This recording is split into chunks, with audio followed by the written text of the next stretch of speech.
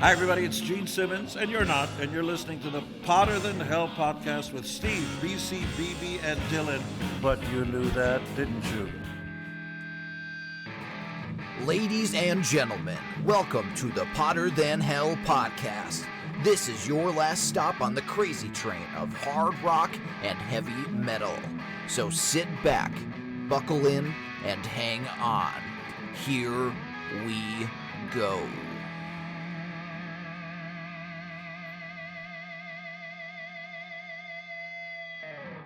Hello there, Potter Than Hellions. Welcome back to the Potter Than Hell podcast. This is Steve, your host. I'm joined this week by BB.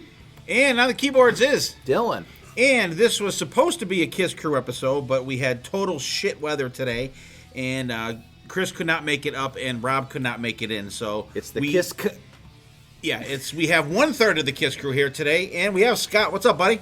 Hey, hi everyone. Thanks for having me. I was able to navigate and be here, and I'm very happy to do so. We're glad Scott's here. BC will be showing up later. He's actually on an extra shift right now, but he's going to make it after his shift. Hopefully, as long as nothing burns or whatever. But, we'll keep our fingers crossed on that one. So, what's up, guys? How's it going? Scott, how's it going with you, buddy? Doing well, thanks. Just working. Everything's going all right so far, new year. And I think getting ready to maybe visit folks in Florida in a few months, hopefully. So they're down there. Awesome. How are you doing? What's up? Not too much. Getting excited for the Anthrax and Black Label Society show coming up next week. Going to be a lot of fun. Oh, that is next week. That's right. That's next week. Yeah. You got your ticket, right? Yep. Speaking of you, what's up, BB? No, today was a crazy day with the snow and that. Quick funny story. About a month ago, a tree limb fell on my daughter's car. So through the insurance, I had to get it to the garage to get it fixed, and then they give you a loaner. So for taking in a 2016 Toyota Corolla, they give me a 2023 Audi SUV. I'm like, Holy crap. are you I guess sure Casey's not driving that. No, she's not touching it. It is deep. It's parked deep in the driveway. Jeez. Wow. But I'm They like, could keep your car for a while. I'm like, you sure, Take your time on it. you're giving this? You sure this is mine? Yeah, that's what they. I'm like, all right, Okay. it's on their tab, so Yeah. whatever. Hey, insurance is that's what you pay. Yeah. You know what? At least you finally get something out of your fucking insurance. Yeah, right. Well, if I'm Drive besides around in Audi aggravation for of the 2 car weeks. being hit, but I'll be that's driving good. around That's Mr. good. Bougie. I was really hoping that Rob would be here tonight because, probably 2 weeks ago now, I think it was, that our local paper, they have an insert in the middle of the Sunday paper, like a human interest kind of like local people doing shit kind of thing. And our buddy Rob was featured in it. BB's going to tell us about it. Yeah, it's in what they call the Life and Time section from the Sunday Scranton Times. It was released January 15th. It came out, but it's a great picture of Rob on the cover. Decades of KISS fandom come to life in four cities, bands, memorabilia, rock and roll all night. But some great pictures of Rob in here, and some of the stuff he has on his wall, and his KISS bar, and his pinball machine, and his lunchbox. Pictures of Rob at Halloween dressed as Ace. One of the pictures is when Steve and Rob did the Gene Vault. There's a picture of Gene hugging Rob, and I believe this was on the last KISS cruise of Rob and Paul. Yeah. That was he just signed his last Thing for the pinball thing machine. for the pinball machine, so that was cool. He has all the original members sign his pinball machine. And just a great story of how he got into KISS and started collecting. And there's Steve gave us a nice plug in the article for our podcast, and also the KISS Krew that we have, and recording the podcast and going to different shows and going on the KISS cruise. And it was really well written. It was a great story, and maybe we can somehow we can reshare this again on our page after this episode comes out, because it's a really cool read on how he got all these little doodads that he's got all over the place. Well, we can share it, but the Scranton Times requires you to have a subscription to read it online. Oh, okay. And if you contact me, we can maybe work something out. I think I have it through my parents, because I needed something and I used their I have one too. info. So if you really want to check it out, contact me or BB, and we can hook you up with Yeah, that. definitely cool It's a good spread. Yeah, good article.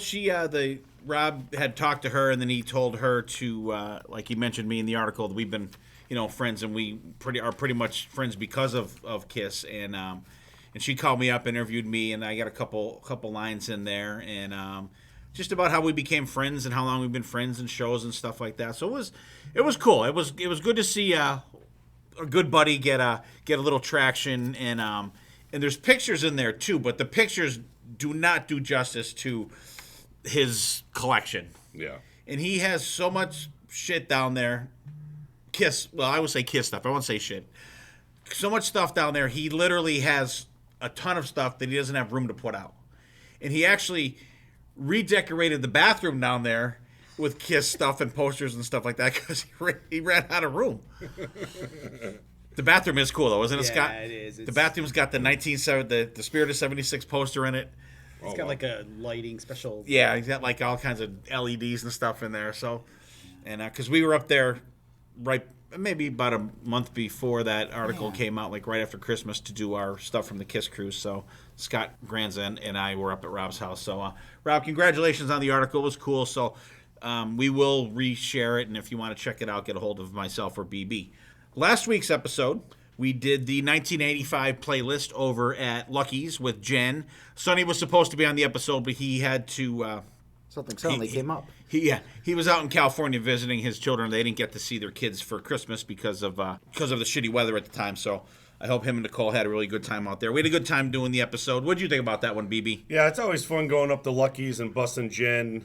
And, normally we have Sonny there to help us bust Jen, but I think she got it twice as bad from everybody else since she was pretty much the only bullseye there to get the bustings on. So, great episode. Love going up there. And John always hooks us up with a nice little buffet he puts out. And, if you leave Lucky's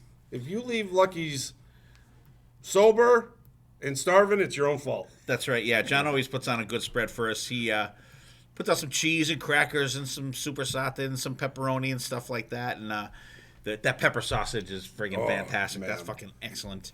Actually, we even had John participate. We had him read one of the battles, which was kind of cool. I wanted to get him involved in one. So, and I felt bad too because when I said say hello, John, he had a mouthful of food. So sorry, John, but at least I got you in later in the episode. What did you think about it, Dylan? Well, I wasn't there, but... oh, that's right. I forgot you weren't there either. Yeah. Dylan blew us off. I forgot Dylan blew us off. Well, I was very sick. So. He still blew us off. But, the songs were great. I forgot I was the keyboard player that night. Yeah, I hope everybody liked Party All the Time from Eddie Murphy. I had to put that on there. Stupid. It's a fantastic song. Terrible song. Rick James, come on. Out of format. Super Freak? I don't care. Super Freak? They canceled Rick James. Remember that episode of Seinfeld, Dad? Yeah, oh yeah. They canceled Rick James. Super Freak? Yeah, it was fun doing that. I like doing those ones. And we have another one coming up in a couple weeks, I think. We have another one of that type with a familiar guest host with us on that one. So, all right, before we get rocking into it, what have we been listening to? Dylan, how about you? What do you got going? I was listening to some Rush today. I was checking out some live Rush, some Hemispheres. Love that album. Fantastic album with The Trees and La Via Strangado, or however you pronounce that title. It is a very foreign title that I can never pronounce correctly. But, yeah, it's just great seeing those three play live, because they had such good chemistry on stage. Especially like Alex and Geddy, like going back and forth with each other, like having fun. Like I was watching a live performance of 2112's Overture, and you could see Alex doing the like Geddy used to do the whoa, and you could see him doing that, like making fun of Geddy, like and Geddy's laughing at him for for making fun of him. And great band. Just love them. And the thing about Rush too is that you mentioned their onstage chemistry. It seems like if you watch older clips, there's not as much, element of fun. But like once I think they hit like the 2000s, they interacted a lot better on stage. They seemed like they with the video clips and stuff they put out like for R30 and R40, before the show and then during songs and stuff like that. Like having all the guests on Roll the Bones doing the rap part and that stuff. I think once like once Neil came back into the fold after everything that happened with him, I think Right. everybody, they were like really glad to be kind together. of loosened up, yeah, because I mean they thought they were done. I mean Yeah. they really thought they were done, which I'm glad they weren't because I Some of finally the got to best see them, albums, you know what I yeah. mean? Yeah. How about you, BB? I was doing a little homework for the episode, and I kind of forgot about this album, but I went back to Paul Stanley's One Live Kiss. This live album is fucking-tastic from front to back. Not many songs that are in that window from what we're going to talk about tonight. There's a couple like I Want You, Love Gun, Detroit Rock City. There's a couple there, but Strutter. Oh no, that's on the. Of course, he does Beth. Strutter is on there. But definitely, his band was really good. I off the top of my head, I totally forgot who was there because I remember they had the DVD. That was out in like 2008. So that's They were the band ago. from the That show, NXS, right? The rock band NXS show. It was on the Yeah. on TV. Rockstar Yeah, or whatever. Yeah. Yeah. So I think I did that album for one of my birthday albums for think the you live did. album. I think. Yeah, that's real. And actually, I listened to a little bit of that last week too. I was looking for someone on another podcast where they were talking about Million to One, and they mentioned I think they mentioned that version, and I wanted to go back and see how good, and it's friggin' fantastic. Yeah.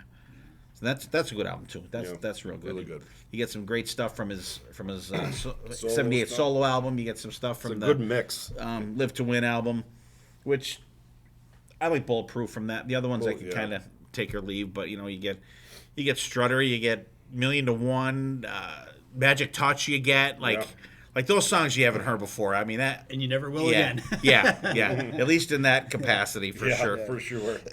Oh, excuse me, Scott. How about you? What do you got going? Oh, there goes BC on There a call. goes BC. I actually been listening to a lot of the classic Van Halen albums. The first 6. I mean, you could just they're short, but they they punch you right in the ribs, and they're just still some of my all-time favorite. Everything from the first one all the way through to 84. Love them all. Could never get sick of them. Love the deep cuts too. Besides, I mean, as much as I love Panama and hear it, I'd rather 8,000 times. Yeah, exactly. All right. What's your go-to classic Van Halen album? That's Right now, if you're going to pick an album off the shelf from Van Halen 1 to 1984, which one are you going for right now? 2. You're going to Van Halen 2. How about you, Dylan? What would you go for? Different Dive Her Down, answer right? tomorrow. Dive Her Down, right? No, probably not Dive Her Down. Dive Her Down is great, though. Fair Warning, probably, at this Fair point. Warning. How about you, BB? 84. 84? Yeah, that's All where right. I came in. That'll wrong. always be up there. They're all great, though. Yeah. Women and Children first, a Yeah, very Women and- close second. Yeah, Women and Children There are first no is wrong second for me, Except too. for Could This Be Magic? That's a great song, too. Women and Children First is fucking fantastic. Yeah. And actually, my favorite Van Halen album is Van Halen 2. I've said it 1,000 times on here, but right now my go-to would be Fair Warning. One of our listeners, Tony Barone, sent an email to me, and he was asking about classic Van Halen albums and stuff like that, and I said, like, as soon as he said that, and I'll tell you why later. I don't want to throw it out there, but Tony, like I told you, very first thing that came to mind was boom, Fair Warning, because he said he was thinking of giving something out, and he was going back and forth between classic Van Halen albums, and like as soon as he said that, like for some reason, Fair Warning just popped into my head. So Tony, that's the way to go for sure. Because if you pick Van Halen 2, Van Halen 1 and Van Halen 2, as you said, it's pretty obvious. But like if you do Van Halen 2, and you got to talk about women in love, God. Steve, with these one songs that kill an album. I know. That's where we're going to do an episode, Album Killers. And there's a couple album killers we may talk about or may not talk about tonight, too. So, Got Love for Sale? Yep. Oh, that's why. Dylan, you're out of the will. And you need to find somewhere else to live. All right, and for me, I have I picked up the new Black Star Riders album. It's called Wrong Side of Paradise. Really good so far. I only got to listen to it once, but I really liked what I heard. The new Heroes and Monsters album. It's Todd Kearns, Steph Burns, that he was in Y&T, and Will Hunt. They got a little power trio going there. It's really, really good. And the other night I was like, I was in the mood for some Ted. So I listened to the first 3 albums, but I listened to Cat Scratch Fever first, then Free For All, then the first one. And I got through maybe side one of Double Live Gonzo, but like, I'll tell you what, there are no skippers, I think, on those 3 albums for me, from Ted, first 3 albums. Just absolutely fantastic. They reissued the first 3 albums and Double Live Gonzo on vinyl for Ted. I think the first one is blue, and then I think Free For All and Cat Scratch Fever, I think they're both, no, green. The first Ted one is green, the next 2 are blue, and then the Double Live Gonzo was white. So I just was right in the mood for them to check them out. So that's what we got going. Myself, some new Black Star Riders, some Heroes and Monsters, which is Todd Kearns, Will Hunt, and Steph Burns. And Good Will Hunt? Nope, not Good Will Hunting. And the first 3 Ted albums. Scotty's got some classic VH going on there. Dylan's got some Rush live going and some Hemispheres. And little Paul Stanley One Live Kiss for BB. And we are on our final, as far as I can tell, our final Ultimate Kiss album. So what we did was we took albums in 3 album clips. And it got mixed up a little bit, too, when we had to do like Creatures and that, because we had to throw Killers in there, too. And it actually kind of gets a little extra on this one, so that's why we have some extra songs in this one. So we're going with making one album from Destroyer, Rock and Roll Over, Love Gun, and side 4 of Alive 2. So it's going to be 12 songs, and then 2 bonus tracks. And we're creating our album cover and our album name. So we drew out of my lucky Norfolk Tides camo hat here for our order. Then when we go, just, describe your process of how much of a pain in the ass this one was to pick your songs and what your process was. And Scott, you pulled your name out first. What do you got first tonight? All right. Well, I just realized I screwed up. I did 10 songs and 2 bonus tracks. So I didn't know it was 12 songs. It fits better on the album. All right. So I did the classic Kiss formula. Well, right? I put 2 more because Okay. we had the extra songs from Alive Okay. side 4. That's why I did that. Okay, so I'll just keep it at 10 just because I'll screw up the flow. But okay, my album. Okay, like you said, it's very difficult album to create because these 3 albums are just classic from start to finish. You could be just very difficult to narrow it down. But my philosophy was, I want to make sure every member was represented. So that was one of the things that I came in with, and I want to make sure that every album was represented. So that was kind of my philosophy in putting this together. My album is called Kiss Larger Than Life. And my cover art is going to be the Destroyer artwork in the middle with the Rock and Roll Over saw blade around it. And then in each corner there's going to be one of the Love Gun girls with each member's makeup. To try to kind of combine them all together. The gatefold, when you open it, is the Kiss picture on top of the Empire State Building, larger than life, going with that theme. And then I also have a insert poster that you pull out of them, the 4 of them standing on the cubes, the iconic shot from '77. It's kind of all the larger than life theme. And then I'm going to throw 4 trading cards in there too. Yeah. All right. And with that, I'm going to do the 4 photos on the back of Alive 2, because I think those are just kick-ass photos. So my thought was, kind of re-imaging it, throwing it all together. All right, so side 1 of the album is, I had to go with, I love the 1-2 punch, Detroit Rock City, King of the Night Tyrone. Just kept them 1-2 just to start off the album.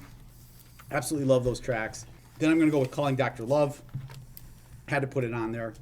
My A song is Shock Me. I don't think it's a big surprise there. It was either that or Rocket Ride. I know it's kind of a tough call. And then I'm ending side 1 with Love Gun. Side 2, flip it over. I'm going to start with I Stole Your Love. Then it's going to go into Christine 16. Then for my Peter song, I did throw Hard Luck Woman in there for my Peter song. Then Ladies Room. And then I'm going to finish side 2 with Shout It Out Loud. For my bonus tracks, I'm going to put I Want You in there. And also, I wanted to represent Alive 2, so it's the first album I ever owned. So it's, just a soft spot in my heart for me. But I put the God of Thunder, the live version. I think you said I could use live versions for bonus tracks. So that's my album. What do you think, Dylan? I like that you did for side 1 and side 2, the 1-2 punch of Destroyer and Love Gun, because those are very good like album opening duos to keep connected. I mean, like Detroit Rock City is just the perfect opener. You got you getting in the car and you hearing all the. I was going to ask, do you have that version? Is it that version with the stuff at the beginning, or is it just going into the song? Go extend it. Go with the whole at the beginning. Okay. Why not? Yeah. No, it's a classic. Yeah. And you hit a lot of really good like staples. So it's a very chunky album in terms of getting like the quality of like these are the big songs from these albums. So I really appreciate that. This was a very, very good album to start off, and I love your album cover too. The girls on the corner with the different makeup is a nice touch. Thanks. Yeah, I like the album cover, Larger Than Life. I mean, great name. I mean, great song. Although the song's not on Well, there. I actually had it and I crossed out because I'm like, I Want You has to be on this album somewhere. Because actually, this is like a live too, in a different order. Yeah, I didn't really think about it. You're right. Yeah. But not that there's not a Yeah. You know what I mean? You didn't pick any.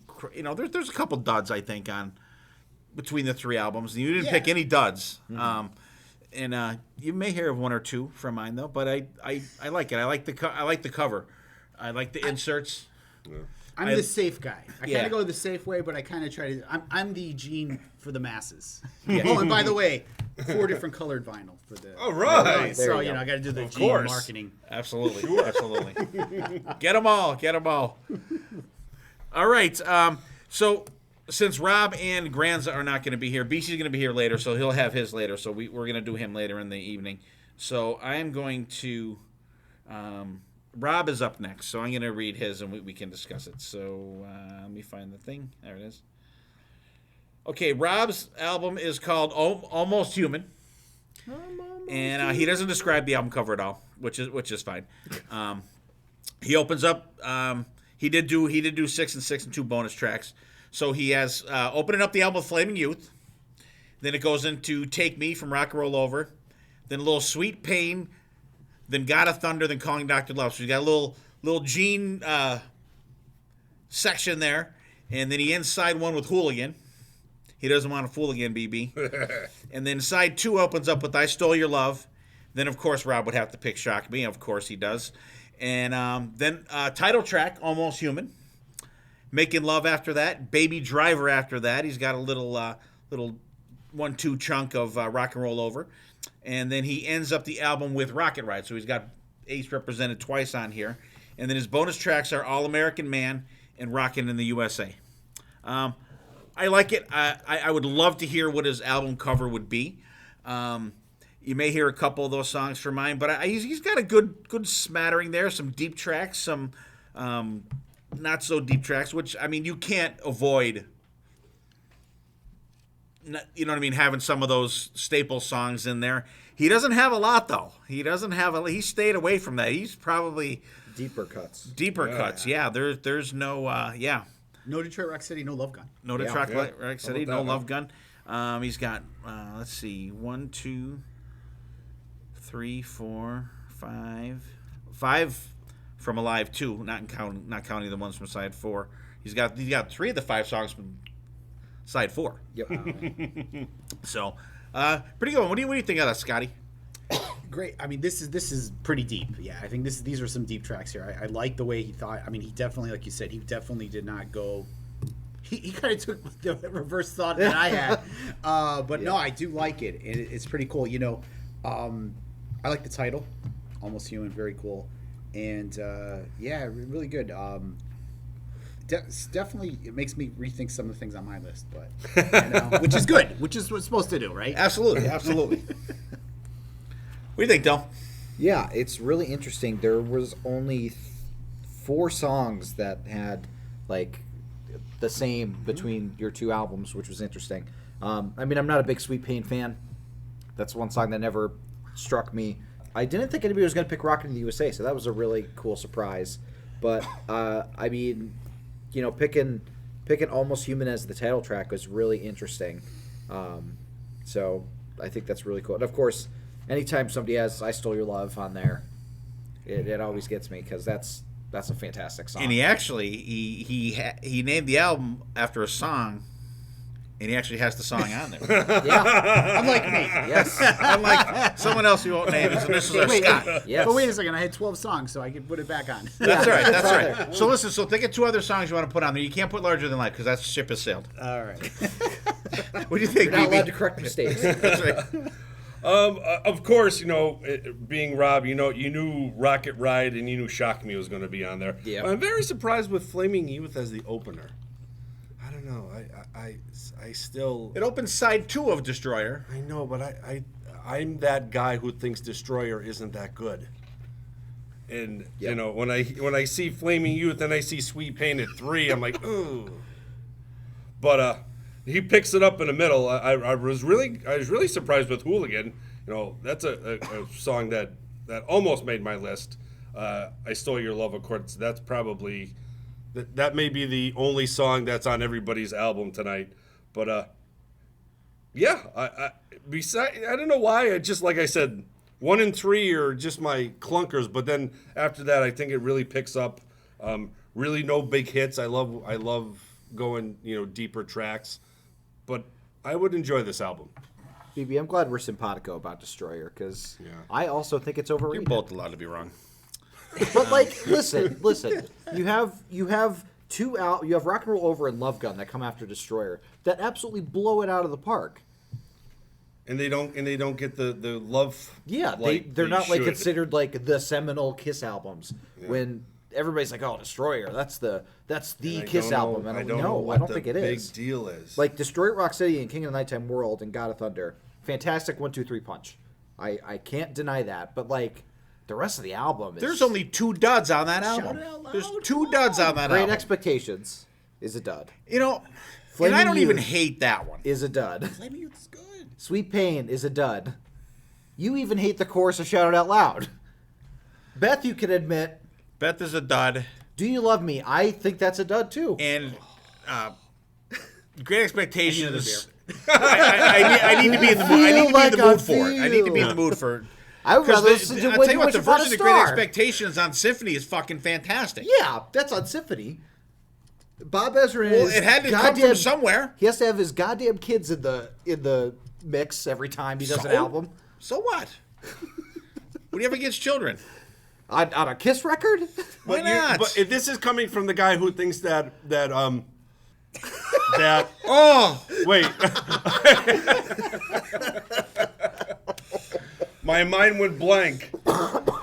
because he has nothing on me, Scott. I do. I'm blank. We'll come back. Well, think about it, BB. Think about it. When we get Scott's other 2 songs, we'll give your thoughts on that. Okay. It's gone. Yeah, I like Rob's album. It's got some deep cuts there. Did I ever talk about it already? No, I didn't. Rockin' in the USA.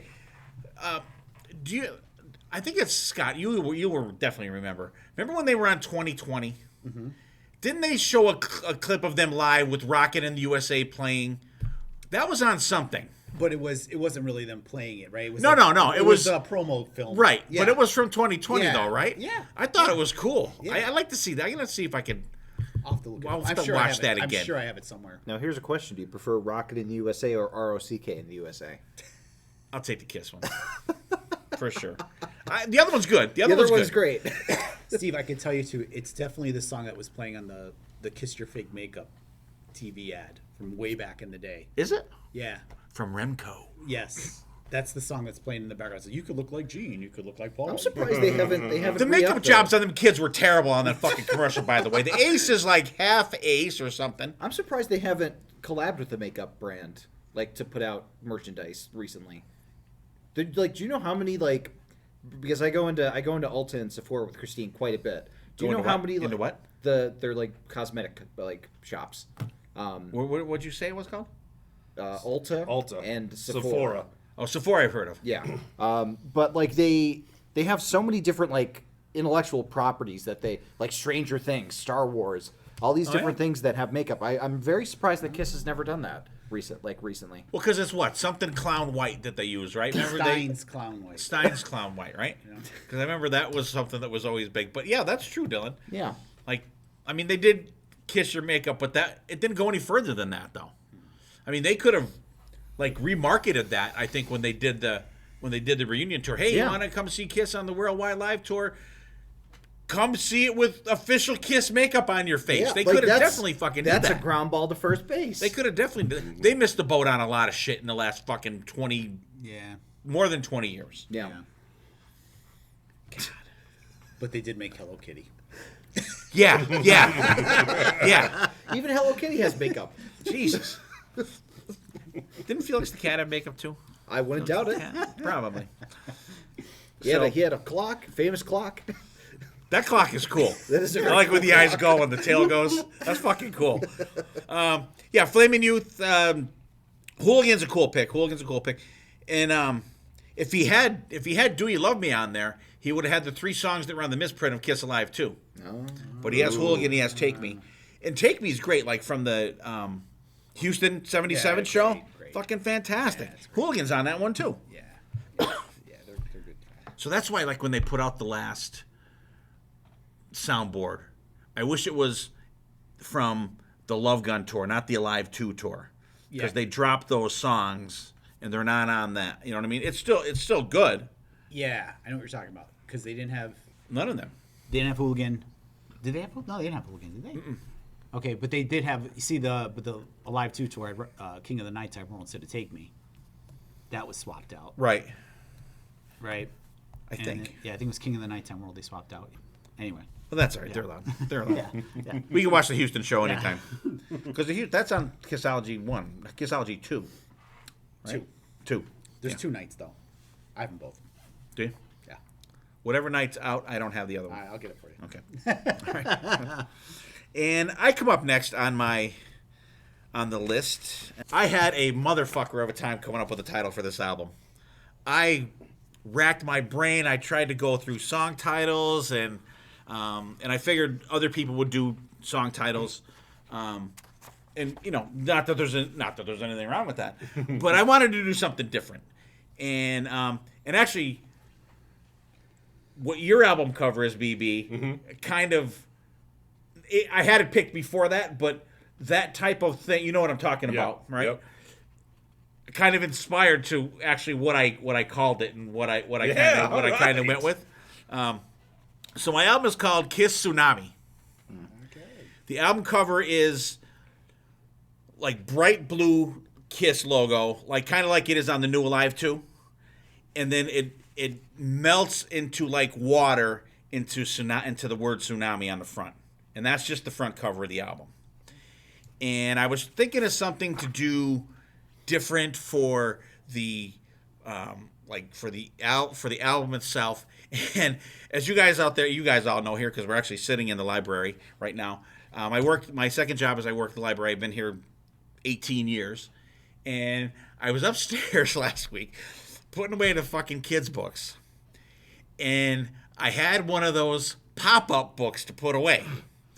So my album's going to be a gatefold, and when you open it up, Kiss pops out on a tidal wave in destroyer-like poses and the Love Gun costumes.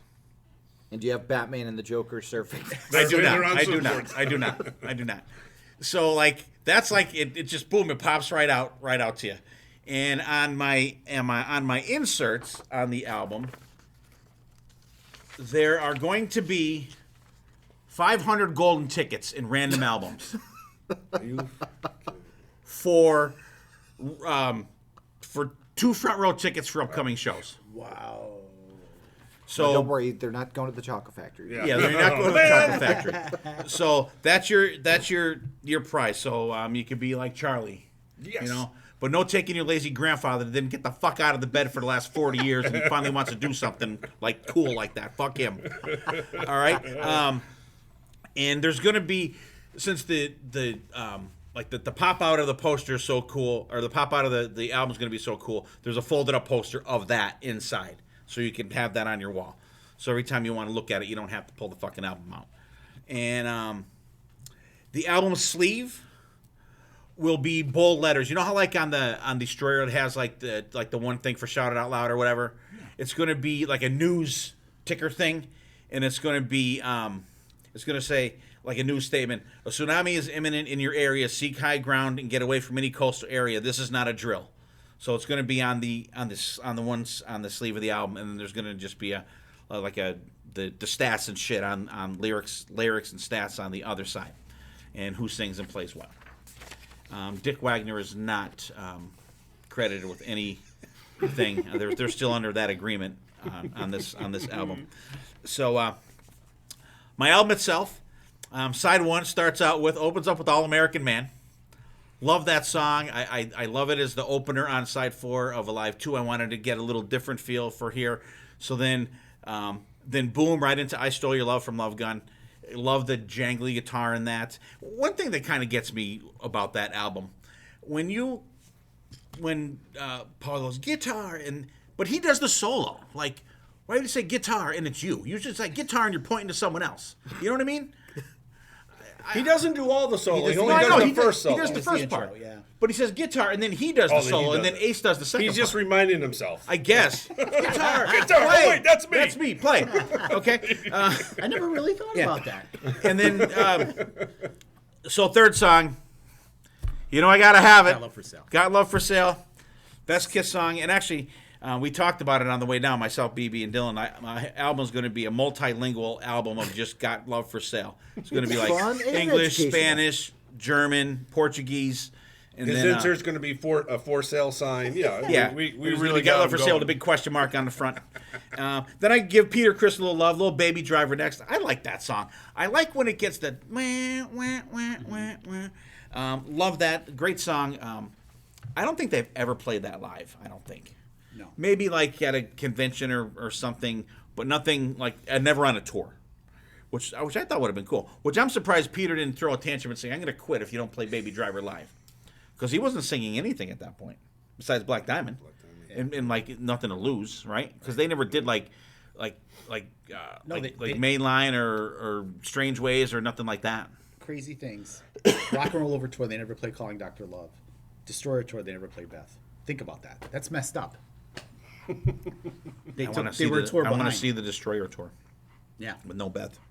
Then I go to one of BB and Dylan's favorite songs, "Sweet Pain." Next, This album's G turned Love. into a little sweet pain, Dylan. I love that album's song. driving It's me good. insane. It's underrated. It's good. It's good. Close up side one with "Love Gun." I gotta have it. There's some songs I gotta have. I don't love it, but I gotta have it on there. It's a good representative song for Paul. Side 2 opens up with same thing as Scott's side 1, Detroit Rock City, King of the Nighttime World with the intro. I think it would be cool to flip over side 2 and put that on there and like, what the fuck is this? kind of thing, which I'm sure that everyone got the first time they heard, myself included, Destroyer the first time when I listened to it the first time. But I think it would be a cool way to open up side 2. Ace Gets a Little Love Would Shock Me next. That's my favorite version of that song. I love the production on it. The drums sound excellent. That's the best that Peter's ever drummed that fucking song. Yeah. Like on Alive 2, it's good, but it's not Love Gun studio version live or studio version good. I love that Paul Stanley classic intro. We got a little surprise for you tonight. That is good. I do. Ladies' Room next from Rock and Roll Over.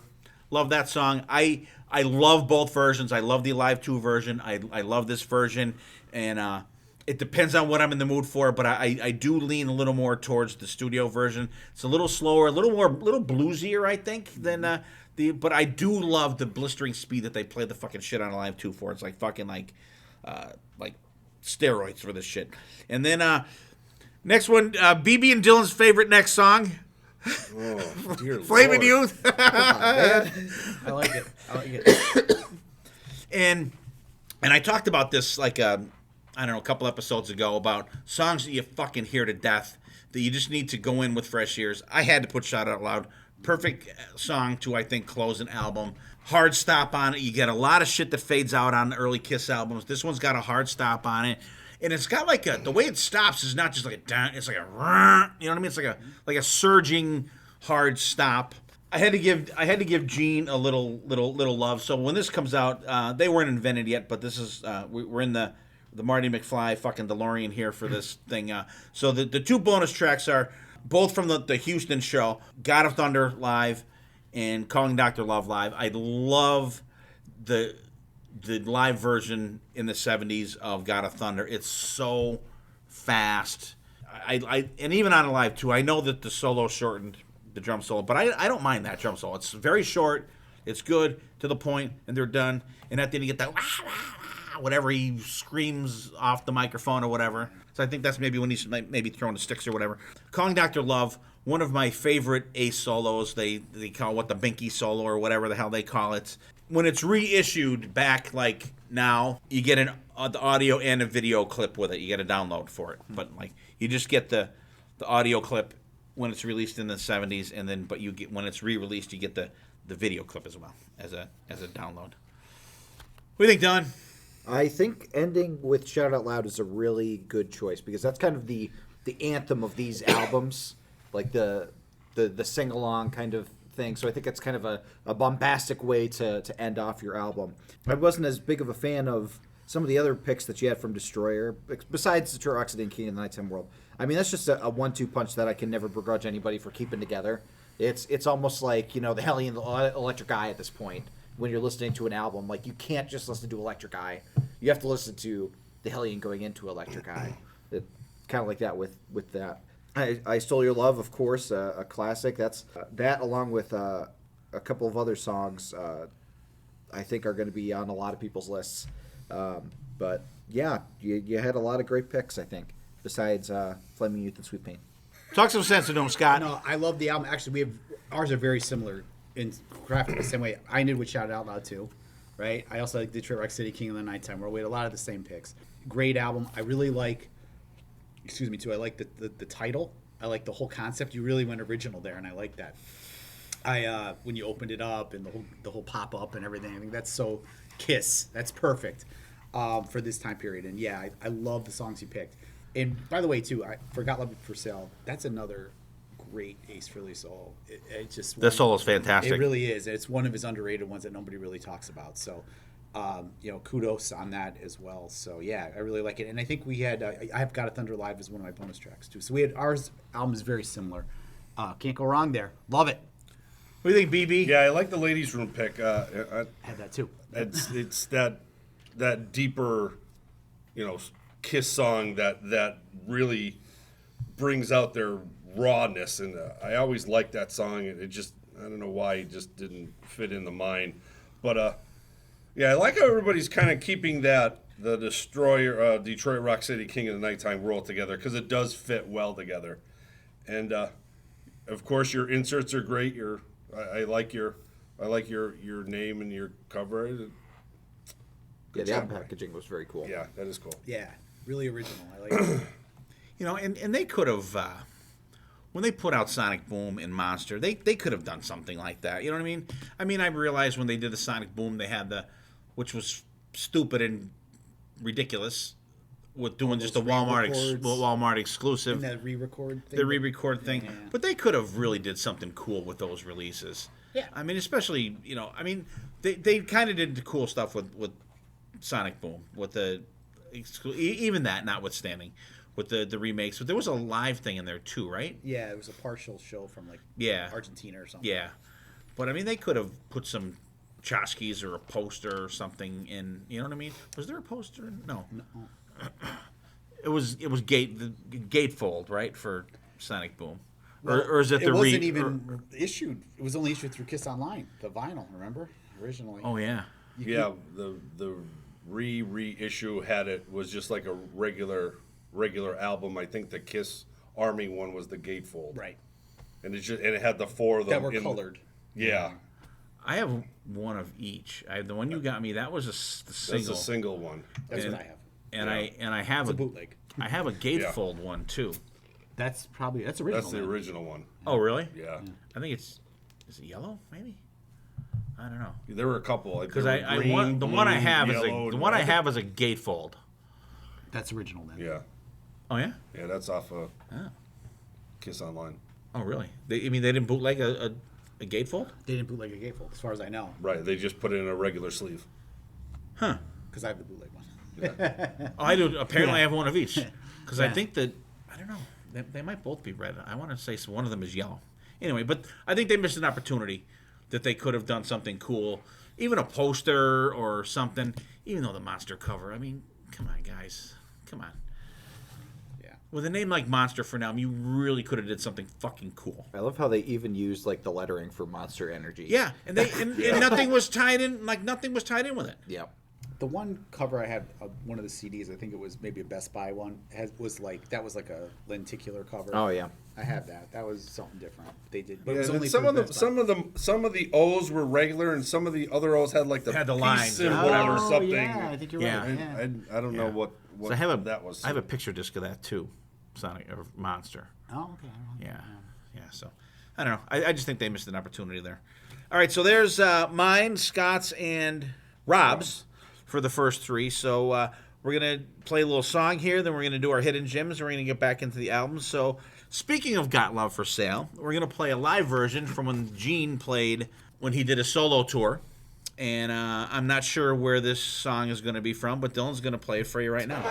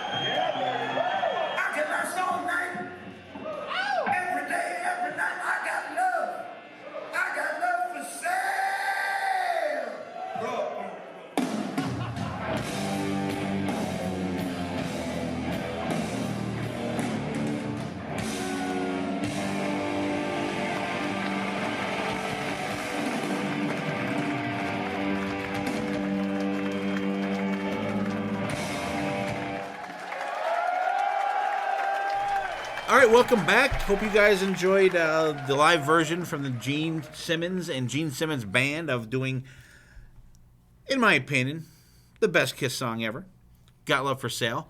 I was so fucking happy when they played that. Dylan, you weren't there, right, BB? You weren't with us. It was me, you, and BC, and Granza, I think, went. Yes. So, Scott, did you get to see Gene live when he played? I didn't. You didn't? I didn't. Yeah, so we got to see him at the Trocadero, and that was where I did my vault experience with Rob. And great show. I teared up when they got Love for Sale. I never in a million years thought I would ever get to see that song played live. It was good. Gene was, of course, reading the teleprompter. Not a teleprompter. They were written on a big fucking poster board, and someone was holding it up down below him. But it was still Got Love for Sale. And thank you, Ryan and Phil and Jeremy, for pushing Gene to do those kick-ass songs. I wish Ace would go back to doing that and stop doing Love Gun and Detroit Rock City and shit. So, guys, please, I implore you, deep tracks for Ace. Gene did it. You know, Ace is playing a couple chords here and there. Ace, just learn the fucking solos. Just learn the solos and just do what you've been doing. Let Jeremy sing some songs. Let Phil sing a couple songs.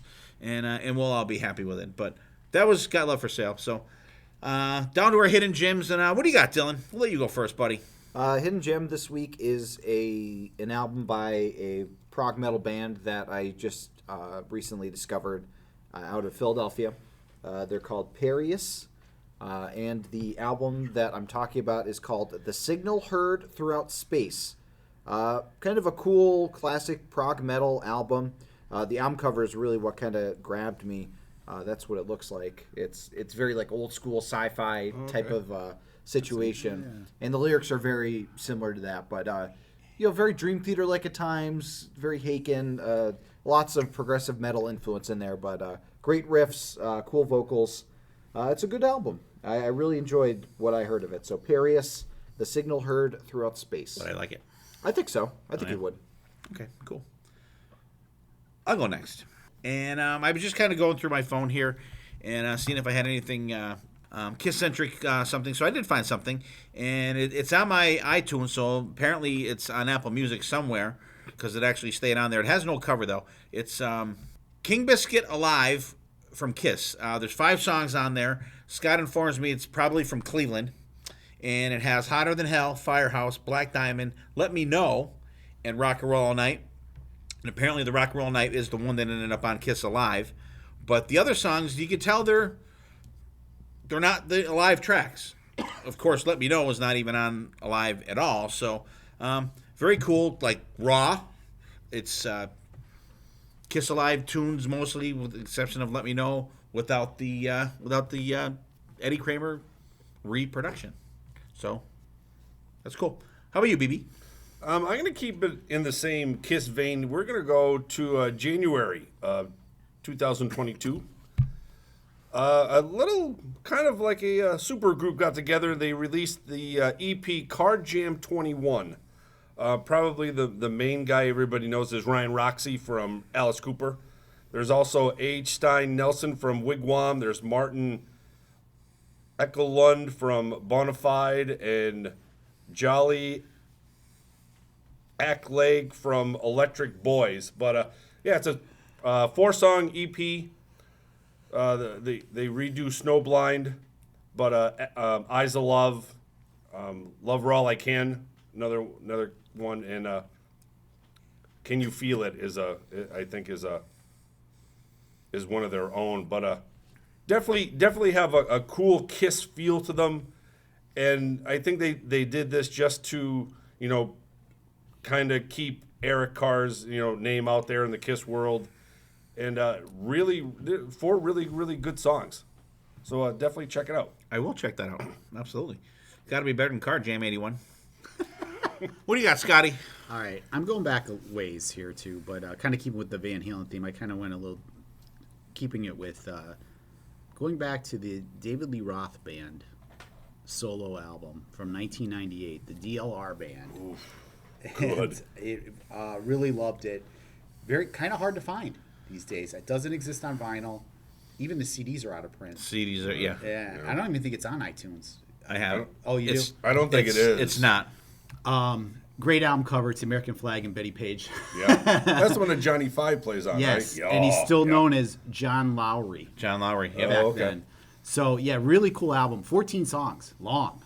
But I dig it. I think it's definitely, if you're a VH fan, definitely check it out. One of his best solo songs is on there. It's called Land's Edge. Yeah. Fucking love that song. It's not like a rocker one, but that has Slam Dunk on it. Yep. Yeah, that's a King of the Hill. That's Yeah. that's a real good. I like that one. Yep. And good call. And you just heard from a David Lee Roth album a couple weeks ago, actually. Very cool. All right, so there's our gems. Scott's got the DLR Band album, which is kick-ass. BB's got EP, Car Jam 21, featuring Ryan Roxy, I'll Roxy, say. sure. The other guys' names I can't really pronounce, so I'm not going to say them. Nope. Even though they still rock nonetheless. I have King Biscuit Alive, Kiss Live from Cleveland, 75. And Dylan has Parius, Signal Heard Throughout Space. Yes. Right? Ooh, I can even read my own writing on that one. Imagine that. I'll have to check that out. The vinyl looked really cool. Yes. So there's our gems, and we'll get back into our albums. And I believe BB comes up next. What do you got for us, BB? BB's going to have the wow factor here. All right. Unlike the gatefold, I'm going to keep my album a single sleeve album, and you will see why, because we need to keep prices down to make profit here, Righty. Okay. It's Kiss. They're gonna buy. We're all gonna buy it. All right. Well, we're gonna give you the wow factor. I'm gonna buy two soon. I'm gonna buy two. You're gonna want to buy a couple. All right. Okay. Uh-oh. So the name of my album is The Calm Before the Storm, because as Kiss fans know, these guys are, top of the world now, and after they release their solo albums, it's all downhill from here. So that's kind of where I got the Calm Before the Storm. Of course, we have the Kiss logo in the top left corner. We have Calm Before the Storm kind of sideways right underneath that. In the background, we have almost like a twister. A hurricane coming down the road. There's a highway, and I have the gang in their kimonos from Tokyo from 1977 when they were over there. Right in the middle of the road, and it's really great because Gene's doing this pose, and he's pointing right at the twister, so he's letting you know the storm is a-coming. The storm is a-brewing. And on the back cover, it's the picture of the stage from after the Midnight Special, when Peter got all pissed off and started knocking over his drum set. He even picked up the bass drum, and Gene, you can see Gene walking through the smoke, and Peter throws the bass drum onto the stage, and he kicks the cymbals, and they're all over the place. I love when he throws the sticks down. And he snapping. So that's like the carnage of the back cover. My vinyl is going to be a simple black vinyl, but it's going to have purple, red, blue, and green splatter all over it. So that's kind of neat. And my insert. This is why we need to keep prices low, Righty, because we're going to make profit on this album. Okay. So our inserts are going to be the cover of the album, but some albums are only going to have Peter's signature on this picture of the cover. Some are going to have Gene, some are going to have Paul, some are going to have Ace, some are going to have Ace and Peter, some are going to have Peter and Gene, some are going to have all of them. I would buy this, and I'd get all Peter. It's like it's almost like your golden ticket lottery. Marketing You genius. never know what you're gonna get when you buy the album. You look inside of, is it 1? Is it 2? Is it 3? Is it all 4? Life is like a Kiss Calm Before the Storm album. You never know what you're going to get. You never know what signatures you're going to get. Is there a Bill of Coin one in there too? That could be the very big golden There's ticket. one with. There's one. But for some reason, I don't know why I did this. I incorporated the 2 bonus tracks at the end instead of splitting it like a real album. So I kind of fucked up in a way. But I did the ground ball for the opening song, and I'm surprised nobody did it yet. I Stole Your Love. That's been on everybody's album. I think that song during this time is their best song out of these 3 or 3.5, 3 1/4 albums we talk about. My song number 2, Making Love. I love Paul's vocals on this. Fast drum, and then Peter's drum kicks in. Ace's solo is great in it. I think that's a very underrated song. Song number 3, Take Me. The echo at the chorus. There's a certain way that on Apple Music, there's like this certain echo in there when they keep repeating me. I just, take me. And the Sounds echo way better in than it, Spotify. So cool. It sounds way better on know that for Spotify. sure. It does. That's only what Stephen Michael says. Spotify, I'll tell you what, if you go listen to any, say put on Take Me from Rock and Roll, or play it on your, I have both. Play it on your Apple Music and then play it on Spotify. It's like way lower sound quality on fucking Spotify. Oh. Huh. I'll show you. I'll show you after. Okay. Spotify blows. Sorry, Spotify users. Sorry, Stephen Michael. So song number 4. If you take off the minute and 30 from Detroit Rock City, this is where I'm going to slide this in. This is a staple. It's got to go there. I didn't incorporate it like everybody else did. Cut off the getting in the car, washing dishes. Listen to the news. We'll cut that out. We'll get right into the guitar and drum, and we'll go off from there. Song number 5, I Want You. I love the acoustic right to the electric, little kick in. I love the certain parts when Paul kind of uses his high-pitched scream vocals as well. And Ace's solo is so cool on that song. A very underrated solo for me. Song number 6. Finally, Gene's getting a little love here. Larger Than Life. I love his deep, growly vocals on this song. And then I also enjoy when Paul kind of comes in at the chorus. There are two vocals. They just kind of incorporate each other. They mix well. This is almost, I always thought like this song always reminded me of like Gene's like Love Gun. If you listen to the lyrics in certain parts, it seems like he's talking about his junk all the time, and he's talking about, this is like Gene's Love Gun to me. Song number 7, which is going to end side 1, Calling Dr. Love. You got your Kiss cowbell. It's got the classic Kiss sound. It has to be on there. Another Gene favorite of mine. Flip it over. Song number 8 to start side 2, Love Gun. One of my favorites. Besides this, I Stole Your Love. This is another one of my favorites in this era. Paul's vocals is just great. Peter's drumming is actually really, really good on the song. Song number 9. This is where I'm gonna throw in Alive. All American Man. So far kind of a couple people already talked about this. I love how Paul's vocals on this are really, really good. It definitely fits their time, and it kind of teeters when I listen to it. This would also kind of fit on his solo album. I don't know why. It just has that sound of Paul's vocals. Well, he's got Bob Kulick playing on both. Oh, yeah. True. Well, there you go. So that's why I think it should be on a solo album. Song number 9. I don't think anybody used this one. Mr. Speed. I just love the different tone of this song for these guys. Ace's riff throughout the whole song is so cool and so different than anything else they've kind of released. And like the band vocals are really, really good. They even show like a little like harmony back and forth in that song. Song number 11. Gene gets a little bit more with Almost Human.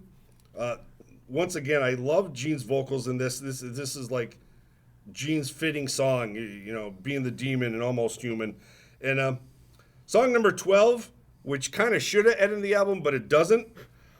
I thought this was a perfect place for Love 'Em and Leave 'Em, because it kind of fits that you love the songs and now we're going to leave the songs.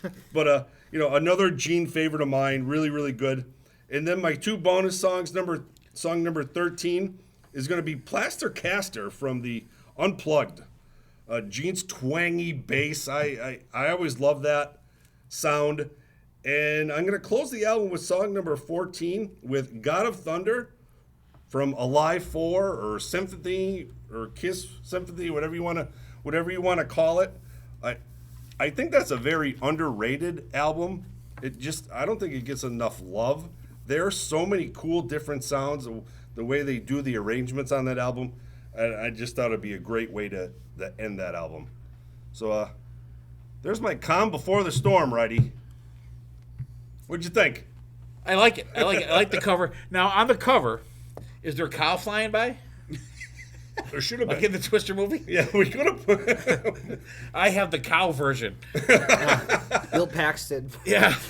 I like We that. can also, they could be alternate covers. It would be a cow could be like a Gene pattern of his one eye, or one could have a star. Yeah, the movie. No, I like that though. I like the. You know, there's a Batman character named Bat Cow that has like. I've the seen face, that. I've seen that. The face as the Batman symbol. So maybe that could be a similar situation where I've seen the that. cow's face gives you a hint at whose signatures you're gonna get. I do like that. Yeah, I like it. And we have not yet revealed Granza's album, but you may have more Paul songs than Granza Wow. on this one. This is like I think it's like 8 and 6. This is I like got a 8 and 6. Paul Stravaganza. I got no ace, no ace, no I got Peter. no Peter. No Ace or Peter. This is why Wow. it's the calm before the storm. They're getting really pissed. You can tell. I know. You can tell who's on the way out. Some tracks we haven't talked about tonight. Making Love, I don't think anybody picked that one. Solo on that one fucking rips. Now, when I Want You, doesn't Paul play the first part of that solo? He does. Just the intro. Yeah. What do we have? Take Me. I think Scott had Take Me, maybe. Or Dylan. One of you guys did. Or maybe Rob. I want you. So- I want you. All American Man. I love that. I think that's a fantastic song. And Bob Kulick plays killer on that one. Absolutely, for sure. Mr. Speed, first time it was talked about tonight. People are gaga over that song. I think it's okay. It's not bad. I really like it. I think it's okay. And because actually, the other day, I want to say maybe it was Sunday before the football games came on, and I went through all three of these albums just to kind of solidify my list, and they're still good listens. I don't give a shit what people say, you know, especially Dylan and BB about Destroyer. Wow. It's a well put together album. It is, and I could see why people don't like it compared, and I understand your guys. And you have to look at the Angst- time when it came out angst too. towards it, just like but- if you don't like Dynasty and Yeah. Kiss and Disco, you know what I mean? Yeah. But I mean, this was the first. I mean, that was the first album that I've ever heard of them. That was the one that brought me in. Like, and I look at it this way: Destroyer's the one that brought me in, and Hot in the Shade's the one that brought me back. So that's why I have special. But I don't think Destroyer it's not my favorite Kiss album, but it's my sentimental favorite Kiss album. Right. Almost Human, first time anybody picked that one tonight. And Love 'Em and Leave 'Em, 2 songs, absolutely. I can see why they were only picked once so far tonight. Although the Love 'Em Leave 'Em is cool on the Don Kirshner's with the Gene. Yeah, he goes back and forth. Robotic was picked by Rob. It was his album title. Oh, that's right. Sorry, Rob. Sorry. I don't mind Almost Human. I don't mind it. It's the most. Besides God of Thunder, Sinister. it's like the demon song. Yeah, it's his persona. Yeah. Yeah. But do you guys do you think there's really a demon song on Rock and Roll Over? There's not really. Hard Luck Woman. Nothing that comes to mind. Yeah. Dr. Love. No. You know what I mean? Dr. Love So I is mean, you have probably the Almost Human on closest, I Love would Gun, and say. you have God of Thunder on Destroyer, but there's no really Paul wrote. like ironically. yeah, he did. That's true. Just throwing that out there. Blaster Castro, you said the unplugged version, right? Yeah, the unplugged version. Okay. Yep. I like that. I is love good. that. Yeah. I think it's fantastic. And it fits. And the God of Thunder, the Symphony one, I haven't heard that in a long time. That's only because I got the vinyl. Did you listen to it yet? Yeah. I haven't even opened it yet. Mine's still sealed too. I bought two. Mine's getting I open. bought 2. My- I hope. Yeah. I'm gonna open mine. I buy my mine's a vinyl. bootleg. I buy mine. But they're yeah. still like $500 well, they're, on eBay. They're unofficial. Unofficial Who copies. cares? They look great. They look great, and people get mad about that. You know what? I'm not If paying. they sound good, I don't care. Right, I'm not Yeah. paying $500 for fucking Kiss Symphony. I'm not. I agree. I'm not. And I'm not paying. Do you see the price of fucking the Sonic Booms on there now? Yeah. Insane, like 500 and up. Your red come on. vinyl Dress to Kill is ridiculous too, by the way. I know. And I still have the. I did not open the Alive 2 picture disc yet. I didn't open that one Oh yet. yeah, that'll be 500 and like. And I didn't open the shirt either. So I have the picture disc vinyl, and I have the shirt. The shirts are 3X because they always freaking shrink. So I got them. So I may be willing to part with them for whatever. Anyway, good album though. I like the cover. I like the different combinations you could get. Yes. Dylan, what'd you Imagine the trading that would go on though for that. See? You know what I mean? Like even back in the day. I should have been in marketing. Fuck. You know what I mean? I know. They need to hire us. God damn it. Come on. Paul wouldn't, because we bust on Paul too much. Yeah, that's true. It wouldn't happen. How many albums you buying, Dylan? So Probably- you just get the Gene signature. Probably just one because I could only afford one. I can't drop $49.99. Yeah, I can't drop $50 for one album and then buy 12 of them. But I really like the some of the picks that you had where you're the only person that's picked them, like Larger Than Life. I'm surprised that somebody even had it as the album title and didn't pick it. But I mean, Mr. Speed, Love 'Em and Leave 'Em, Plaster Caster. Plaster Caster is one that I wanted to put on my album so badly, but I couldn't find room for it. So I'm glad that somebody mentioned it, and I'm surprised that you're the only one that's put it on so far. But a lot of great picks for sure. Nice, thank you. Scotty, what do you think, buddy? Definitely, you can't go wrong with those. I think you start off the album with, what is it, 6 I Paul Stole Your songs? Love. Yeah, 5. 5 Paul songs in a row. So Chris Granza Yeah, is Gene smiling comes right in now. at 6. One for each of his the letters in his name. It's the way it fell, the way it No, rolled. but those are great. And actually, Making Love too. I think were you the first one? Was he the first one on Making Love? No, he was the second one. Okay, yeah, for that's Making Love. that was one too. By the way, that's one I'm putting on. I'm putting on. All right. I want to redo mine now. Yeah, but because I love that song too. So yeah, you very do. very cool Yeah. list. Mr. Speed again. That's another. I mean, like you said, there's so many great songs. I mean, it's a very Right. difficult task to do this. I dig it, and I love I love your album cover, man. I do, and I definitely I'm a sucker. I'd be buying more Couple. than one. Yeah, 'cause Well, like you you never said, know. I'll get You doubles. never know what we'll be trading. That's what we'll do. because you never know what signature you're going to get. Absolutely. Maybe you get all 4. Maybe you'll Never get know. none. Yeah, I get the one. Their with hands none. You got get cramped. mine. You got the secretary who started filling Yeah. in for them. I get the bill this of coin. doesn't look like Paul's signature. I get the damn bill of coin autograph. I'm like, shit. You get the one where they band ran out of ink. Yeah, but he's passed away now, so that might be worth something. member. No, I know. I don't mean to make fun of the that. ink in the pen ran dry, so it's barely there. And you know what? And speaking of Bill O'Coin, I'm pretty sure Peter Grant from Led Zeppelin, he's in the Rock and Roll Hall of Fame. And there's that petition that was going around to sign for Bill O'Coin. If Peter Grant's in there, Bill O'Coin should fucking be in there. Oh yeah, definitely. Absolutely. Well, he I signed that Peter Grant's petition. pretty infamous, though. Huh? Like Peter No, I Grant know, did but- some. was like a gangster. Yeah. But if it wasn't for Bill O'Coin, we wouldn't be talking about this right now. No, I We understand probably would that. not even exist right now. That's true. And But there is no Hammer of the Gods like book that reveals Bill O'Coin doing some messed up, Some really crap. nefarious shit. Yeah, I get that. I get that. But I'll take Kiss over Led Zeppelin any fucking day. I agree with you on that. And he actually, I think he did Billy Idol's career too, which was pretty huge in Yeah. the 80s. All right. Dylan. Time for Yes. Dylan's wow factor. Yeah, this was very tough. A lot of songs that I love from this era of Kiss, as I'm sure is the case for everybody else here.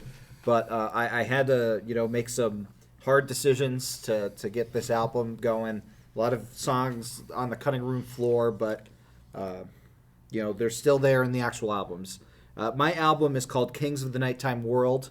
The album cover I kind of picture as, you got the Love Gun women like out front, just like the cover of Love Gun. But then you have the members of the band in their destroyer poses, but we see the backs of them because they're going towards the album cover for Rock and Roll Over. But it's almost like a tunnel, like in the center, like that they're going towards the tunnel, and like the album is kind of like opening up towards them. It's almost like a fun house kind of entrance of sorts. So that's kind of what I was picturing for the album cover. My opening song for Kings of the Nighttime World is King of the Nighttime World. I thought that would be a cool opener for the album. Very different. I figured a lot of people were going to go for Detroit Rock City as the opener, so I was trying to do something a little left of field there. Then I go into Christine 16, fantastic song from Love Gun, my favorite album in this era, my favorite Kiss album, period. So, I have to represent them very quickly. And my girlfriend's name is also Christine, but spelled with a K. So, had to represent she's that not as 16. well. She's That- not why 16. did they? Why did they name the Christine 16 with Christine with a K on the album? Yeah, that's a very good point. Why didn't they do that? Their whole thing is about using Ks. Why didn't they not do that? Come Yeah. on, come on, Gene. This is our Festivus episode for KISS. Everything they did wrong. Yeah. Like, a lot of problems with KISS. It's turned into a Shout Out Loudcast episode. My third song, I went with Rocket Ride, my favorite track off of side 4 of Alive. I think it's a fantastic Ace song. It almost got ruined for me when we heard him play it live. But that phased guitar intro is so cool. Then we go into the first track from Rock and Roll Over I have on my album, Take Me. I just love it. I think it's a very cool, underrated song from KISS. Not from Rock and Roll Over. Why did I say? It is from Rock and Roll Over. You got it. Yeah. See him looking at me like, No, I didn't. Take Me. Okay. I think it's a fantastic track. Number 5, I go to God of Thunder, Gene's, demon song from this era. I had to put that on there. And then I'm ending off side 1 with, in the morning I raise my head and I'm thinking of days gone by. I Want You. I think it's a great album opener, but I also think it could be a very good closing song for a side. Fantastic. Another phased guitar part towards the end of that song that I really like. Then we're opening up side 2, track 7 with Detroit Rock City. I did want it opening something, so it's opening up side 2. Intro or no intro? It's going to be the intro. Okay. You gotta have that on a studio album. You gotta. Then we're going into All American Man for track 8. My second favorite track on Alive 2, side 4. It's just great Paul singing in that song. Then my number 9 song, Giving Gene Some Love with Colin Dr. Love from Rock and Roll Over. Just a classic Gene song in my opinion. I love the background vocals for the chorus where I think it's Gene doing the Dr. Love like that. The deep voice. Yeah. And he does the falsetto too, right? Yeah. Doesn't he? Yeah. It's just a really fun kind of delivery for that. Number 10, little surprise for you tonight. I'm gonna hand the microphone over to Ace Frehley with "Shock Me." I love "Shock Me," the quintessential Ace song. I mean, come on. Then number 11, back to Rock and Roll Over for "Making Love." Just love that track. And then I'm ending off the album with the song that nobody has talked about yet, and I'm very surprised about. "Tomorrow and Tonight." Love "Tomorrow and Tonight." I think it's a very underrated KISS song. Very catchy chorus. I love the female singers too, and it has some jaunty piano too, Dad. It does. Can't go wrong with the jaunty piano. And then my bonus tracks, I had to put "I Stole Your Love" on there from Alive 2. I used that version. It's just one of the best KISS songs ever. Yeah. My favorite opening song for a KISS record besides Detroit Rock City, just for the classic factor. But "I Stole Your Love" is just such a hard hit to open an album, so that's a bonus track. And then "Love Gun" because it's Love Gun. I had to throw that in there. But that's my album, Kings of the Nighttime World. And I do have I did ask that they change the lyric to "You're my midnight queen" instead of "Headlight Queen," because Midnight Queen. I thought forever that's what that Midnight fucking Queen makes more sense than Headlight Queen. Yeah. Well, I swear to what the God, hell's a I thought Headlight Queen? until Oh, you don't want to know. not long ago. Yeah. But, yeah, so they sing "Midnight Queen." What'd you think, Dad? I like it. Kings of the Nighttime World, cool album title, and great opening up with that. Christine 16, can't go wrong with that. Rocket Ride. Do you guys think Peter plays on that song? We may have discussed this before, but I don't know. That drum thing at the end. It's before Anton Fig though. It is before. He even said it himself. He didn't meet him till the solo album. I don't know. The only way I'm thinking that he probably did was because if he didn't, Gene and Paul would be all over it. Right. Same thing. They would be fucking all over that. People say that about Larger Than Life because the drums in that are friggin' bombastic, Right. and everybody says that's not Peter. That can't be Peter. Gene would That could definitely just- say if it wasn't Peter. Oh, yeah. I think that could For sure. Right now, probably not, but Paul definitely would because Right, Paul's on okay, Peter's ass right, constantly. right. I think that may have just been a production thing. Yeah, that made it sound great. so. The drum sound on side 4 is fucking fantastic. Yeah. Although, any way you want it, sounds like it was recorded somewhere else, like at another time. Which any way you want it to like better? What? Which any way you want it. Journey. A million times over Journey. So let's dance. Take Me, God of Thunder, I Want You, fantastic. Detroit Rock City, I'm glad you have the intro on there. All American Man, I love it. Dr. Love, I usually, as far as rock and roll over stuff goes, I usually like the studio version. But the drums on Alive 2 on that Kong Dr. Love are fucking killer. Yeah. Really excellent. And once again, I said it's one of my favorite Ace solos. Shock Me, awesome. Making Love, awesome. Tomorrow and Tonight, good pick, Dylan. I like that song. It gets shit on a lot. I think it was recorded during a sound check or something. Well, yeah, he did the studio version though. I did. Yeah, no, but I mean the Alive 2 version. Oh yeah, where you can hear Paul harmonizes with himself. Yeah. I like it. I Stole Your Love and Love Gun. Good. If you listen to that good album. closely, right? I like the album cover too, where they're going towards the Thank you. the tunnel. BB? Yeah, but my two favorites are Christine 16 and Tomorrow and Tonight for sure. Super deep. Nobody even mentioned them tonight yet. I had Christine Great. 16. Oh, did you? Yeah. I'm sorry. I'm sorry. Great title. And opening up with that. And even your two bonuses, I started getting nervous. I'm like, boy, everybody's going to have I Stole Your Love, I think. I couldn't. And you not get put down it there, on I'm like, oh, how does he not have I Stole Your Yeah, Love? I was waiting for it. Yeah. I'm like, He snuck it in It's there. one of my favorite but, Kiss tracks of all time. I had to put it on yeah, there. you got to have it on there. It's so good. But no inserts? No fancy dancy inserts? I don't think it needs it. All I right. think the album cover and the tracks themselves. You're selling them, buddy. Yeah, I'd speak buy for it. themselves. It'll be a nice $20 vinyl. All right. You got it. Dylan's going old school. Yeah. Scott, what'd you think? very cool. Actually, we have a lot of the same tracks. Love it. I mean, this period of Kiss is just so great, and it just brings me back. I mean, I was very young, obviously, when these came out, but I mean, this is, and I more like that. When you mentioned mine, Steve, just come back. This is Alive 2, but again, I didn't even think about it, but that was my first album ever. Mm-hmm. So I mean, it just brings back such great memories. I love the concept of your album cover too. Kind of, I dig in that. Thank you. Yeah, we have obviously a lot of the same tracks. I do like the Tomorrow and Tonight to throw in there too. I dig that. That was cool.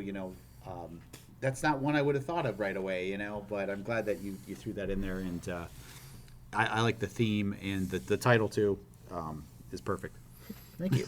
All right, so there's the albums of the people that are actually here. So I'm going to give you BC. Apparently his relief. Apparently he must have forgot that he was fucking working tonight because it says BC's still at work now.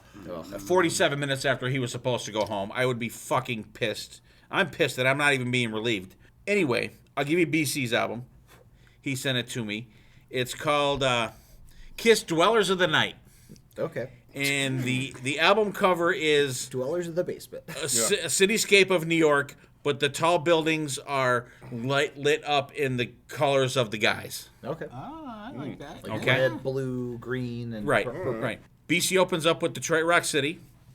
Doesn't say whether it has the intro or not. I Stole Your Love is next.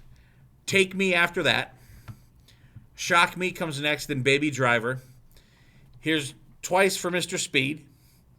Love Gun. Larger Than Life. First time out of the gate for Do You Love Me? Okay. With or without Rock and Roll Party? Hopefully without. Hopefully without. That's just weird. That's weird. Hooligan coming next. I had a feeling he was going to pick that one. It's Little Peter Love in that one. Making Love. And I Love You, BC. He's got Love for Sale in there. The only one besides me so far that has Got Love for Sale in there. It's your song. We purposely left it off of there. Doesn't I mean knew you you were can't gonna put it fucking on pick it. there. So what? So? It's your album. It should be on there. I should have put that in the rules. It's mandatory you put that song in somewhere. And then his bonus tracks are Rocket Ride and All American Man. So he put a little ace. So he's got a little love for everybody in there. I like it. I like the... he put Mr. Speed in there. I knew he was going to put Mr. Speed in there. I know he loves that song. And what else he got in here? Another one for Baby Driver, which is cool. He's got both Ace songs. He's got Shock Me and Rocket Ride. And because, I mean, like Ace had, between the first three albums, Ace had some rights in there. Mm-hmm. And then once you got to Destroyer, he didn't have anything, right? He didn't have anything in rock and roll. Oh no, I'm thinking of like the right? alternate. He didn't have anything on Destroyer. He didn't have a. He didn't have co-write anything on on Rock and Flaming Roll Over. He had a co-write, I think, on Flaming Youth. I was gonna say I Did he thought he had maybe? one on Flaming Youth. Okay, so you got one co-write though. Yep. And then you have Shock Me on Love Gun. So really, And then Rocket Ride. and Rocket Ride on Live 4. So Yeah, he has a credit was- on Flaming Youth. a lot of people say, do you think he was hoarding songs for a possible solo album? I've heard that theory thrown out there before. I don't know. Yeah, nothing Wasn't he on playing Rock and Roll cards, Over. He was playing cards. That's why I guess Dick They had Wagner's to on. play without an ace in their deck. They did. They did. I guess that's why Dick Wagner's on. Scott, I know you know it. What you prefer? The original one from Destroyer that Dick Wagner plays, or the one that's on Resurrected? All right, the Dick Wagner soul is much better. But I will say this. I think the Ace one was unfinished. But it's cool to have it. It's cool to hear what Yes. his interpretation would have been. Yes, and it's as a completist, I like the fact that we have both. So I could plug in, but I do the Dick Wagner soul is better. Yeah. I mean, it's just Even the leads that play after that. yeah. I just think it was unfinished. I just think Bob Ezrin found something. Oh, this is what he was. This is working what he on. was going to do, Yeah, and yeah. boom, Just throw it threw in it in there. there. Yeah. I like to throw those little scenarios out. What'd you think about BC's there, BB? Yeah, great list. Cool little album cover with the skylight of New York City. You know, right where the boys are from. You know, once again, I Stole Your Love in there. Baby Driver, another surprise. Mr. Speed, love that song. Some great stuff, and you know, Hooligan's kind of popular tonight. You know, but yeah, it's a good mix. It balances, and it has everybody represented. So I enjoy it. I like it. Yeah, very cool list. I do like. He had Shock Me and Rocket Ride, right? I think he had. Yeah, he had both. Yeah. Yeah, that's cool. Yeah, he had Rocket Ride as a bonus track. Yeah, I dig it. Very cool list. And again, Baby Driver too. I have to give that some love. I think that's definitely definitely worthy of making an album for sure. Yeah, good concept, good list. Good job, BC. Imagine Baby Driver played at the speed that they play the songs on a Live 2. Like a ramped up version of that would be fucking killer. Yeah. That would be really cool. I have a demo of Gene singing it. Baby Driver? I think I've heard that. Yeah, I think I've heard it's partial. He does that. Yeah. partial vocals. And there's some scat vocals in Yeah, it too, right? Yeah. Kind of cool to hear. And It it's is cool. slower. Yeah. Even slower. Yeah. What do you think, though? I like that BC, our percussionist, gave Peter a lot of love with his album. Very appropriate, but Yeah, he's the only one that I think had both of them. There's all three. No one had Beth. I had Yeah. Hard Luck Woman. I was Yeah. the only one who had Yeah. Hard Luck. you were the only one that had Hard I'm Luck the Woman. loser that hard. I'll I say mean, it. Hard Luck Woman is not a bad Not song. bad. I really like the Live It's- 2 version of that. Yeah. I'd listen to Hard Luck Woman more than I listen to Beth, Oh, hell yeah. for sure. Oh, yeah. Yeah, no, he did a good job. Yeah. I mean, BC never disappoints. Yeah. And actually, when I listened to all the albums the other day, I didn't skip Beth. I didn't skip Then She Kissed Me. And I didn't skip Any Way You Want It. I still love the Me First and the Gimme Gimmes version of Beth, where it's like they do a thrash version. It's like a punk version of it. That's not bad. It That's is. not bad. It's That is pretty not bad. What do you think, BB? You did you I go? went, yeah, You went? I Okay. did. All right. All right. So the last one we have, and I really wish this guy was sitting next to me when he read this. He read this one off. I'm gonna read Granza's last. It's just awesome that his came out last. His album is called Gods of Thunder. I'm gonna forgive him. I know he's got a lot going on, so I'm gonna forgive him. His artwork is just he has Destroyer cover. Come on. I love you, Granza, but all right. But I forgive you. Side 1, Detroit Rock City, then All American Man. He's got Shout Out Loud up in the rotation early. Okay. Track 3. Hard Luck Woman next. God of Thunder. And then I Stole Your Love closing out side 1. Opening up side 2, like the album, Love Gun. He's got a little Shock Me next. Another Tomorrow and Tonight Yes. for him. Making Love, last track on Rock and Roll Over. Another Mr. Speed there, BB. You started the trend there. You started the trend. And he's got Plaster Caster. So let's see. That's the album proper. And he's got bonus tracks, Christine 16, and then King of the Nighttime World. So we got 3 Gene songs, 1 Peter, 1 Ace, and the rest Paul. But I think BB had more Paul songs. He's Yeah, taking I your, had 8 and 6. he's taking your At advice 8 and under 6. consideration. Going for a little variety. 9 altogether he for beat me. Granza. Well, he is. Well, that was including he the is bonus Paul. tracks, too. He is the Paul man. That is. And let, if you want to go by writing credits, you can go another one because Hard Luck Woman. Ooh, yeah, okay. He So wins. what'd you think, Scott? let's not bust Grants about his weak album cover. What do you think, Scott? Besides that, No, it's great. Actually, we have a lot of the same songs, and he was the only other one who picked Hard Luck Woman, I think, with me, right? I think I was the only 2 that picked that. Yep. So, and he had Shout Out Loud too, which again, I know you had Shout Out Loud. I had Shout Out Loud. Okay, yeah. but I think it was in a minority. Yeah. But I thought it was it's a great list. I mean, It's in a curious spot though. Number 3. it is in a curious spot. I have it closing out the album. I think you did too. I did. Yep. Yeah, I think it's a good closer. I agree with that. That's probably one of the things I would change. Like really on Destroyer. Don't you think that should have ended the album better than Do You Love Me? yes. Well, Rock and Roll Party ends the album. Well, notwithstanding.